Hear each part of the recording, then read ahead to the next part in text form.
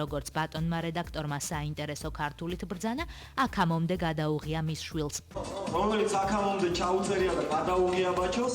აქამდე გადაღებული კლიპების შემდეგ ეკრანზე ახალი ნამუშევარი გაუშვეს. კლუბ კოტონში ჟურნალ ვარსკვლავების რედაქტორის ბესო ჩუბინიძის პატარაობიდან ამღერებული ბიჭის ბაჩოს ახალი კლიპი გვაჩვენეს.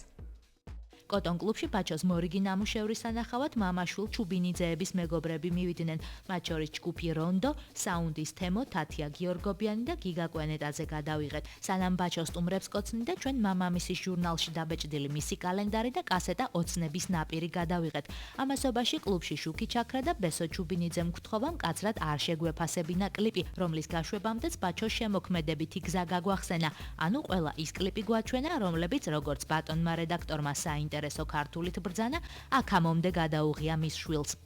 წარმოგიდგენთ ყველა იმ კლიპს, რომელიც აქამდე ჩაუწერია და გადაუღია ბაჩოს. აქამდე გადაღებული კლიპების შემდეგ ეკრანზე ახალი ნამუშევარი გაუშვეს.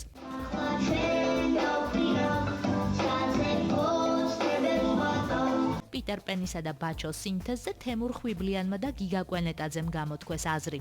იზრდება უფრო შემოქმედებითად და ბავშვი უფრო და უფრო მღერის.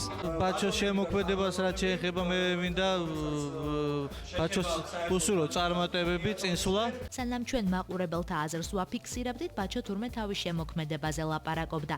ამდენი ვიცვალეთ, ამდენი გადავიღეს და მე აი სასწაული ხდება რომ არ ვიღლები.